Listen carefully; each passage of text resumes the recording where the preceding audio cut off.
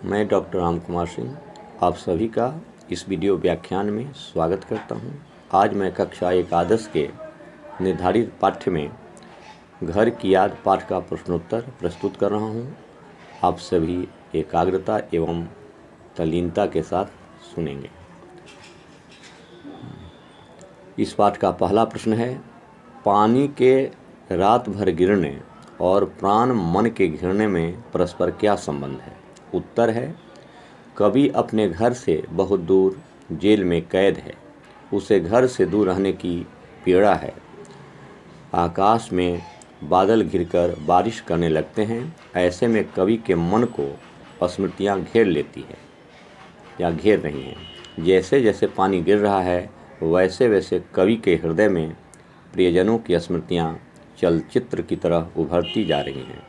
पानी के बरसने के कारण ही उनके प्राण व मन घर की याद में व्याकुल हो जाते हैं। दूसरा प्रश्न है इस पाठ का, मायके से आई बहन के लिए कवि ने घर को परिताप का घर क्यों कहा है? उत्तर है, कवि ने बहन के लिए घर को परिताप का घर कहा है। बहन मायके में अपने परिवार वालों से मिलने के लिए खुशी से आती है। वह भाई बहनों के साथ बिताए हुए क्षणों को याद करती है। घर पहुंचकर जब उसे पता चलता है कि उसका एक भाई जेल में है तो वह बहुत दुखी होती है। इस कारण कवि ने घर को परिताप का घर कहा है। अगला प्रश्न है, पिता के व्यक्तित्व की किन विशेषताओं को उकेरा गया है? उत्तर है, कविता में पिता के व्यक्तित्व की निम्नलिखित विशेषताओं को बताया गया है। पहला है, पिताजी पूर्णतः स्वस्थ हैं। बुढ़ापे ने उन्हें छुआ तक नहीं है। वे खिलखिलाकर हंसते हैं। वे दौड़ लगाते हैं व दंड करते हैं। वे मौत के सामने आने पर भी नहीं डरते। वे तूफान की रफ्तार से काम करने की क्षमता रखते हैं तथा वे गीता का पाठ भी करते हैं। वे बड़े भावुक प्रवृत्ति के हैं। अपने 5वें बेटे को याद करके उनकी आंखें भर आती हैं। वे देश प्रेमी भी हैं। उनकी प्रेरणा पर ही कवि ने स्वाधीनता आंदोलन में भाग लिया। अगला प्रश्न है, निम्नलिखित पंक्तियों में बस शब्द के प्रयोग की विशेषता बताइए।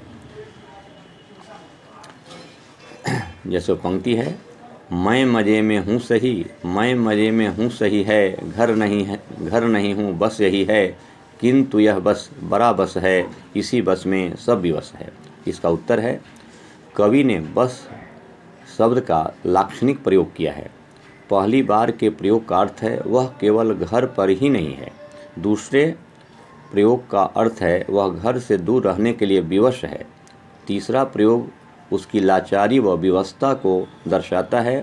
चौथे बस से कवि के मन की व्यथा प्रकट होती है जिसके कारण उसके सारे सुख छीन गए हैं।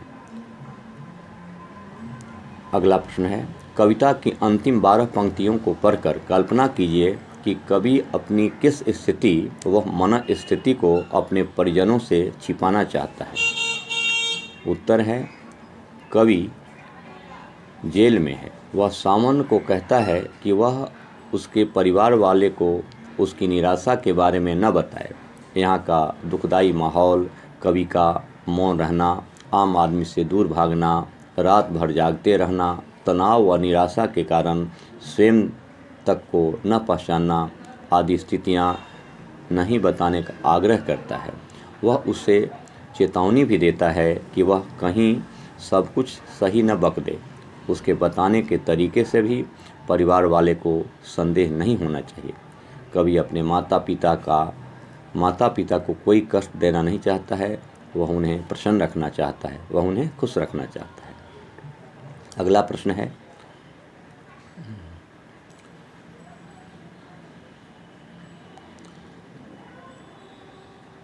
घर की याद कविता का प्रतिपाद्य स्पष्ट करें। उत्तर है, इस कविता में घर के मर्म का उद्घाटन है। कवि को जेल प्रवास के दौरान घर के विस्थापन की पीड़ा सालती है। कवि के स्मृति संसार में उसके परिजन एक एक कर शामिल होते चले जाते हैं। घर की अवधारणा की सार्थक और मार्मिक याद कविता की केंद्रीय संवेदना है। सावन के बादलों को देखकर कवि को घर की याद आती है। वह घर के सभी सदस्यों को याद करता है उसे अपने भाइयों व बहनों की याद आती है। उसकी बहन भी मायके आई होगी। कवि को अपनी अनपर पुत्र के दुख से व्याकुल परंतु स्नेहमयी माँ की भी याद आती है। आज इतना ही। अगली कक्षा में शेष बचे प्रश्नों का उत्तर दूंगा। धन्यवाद।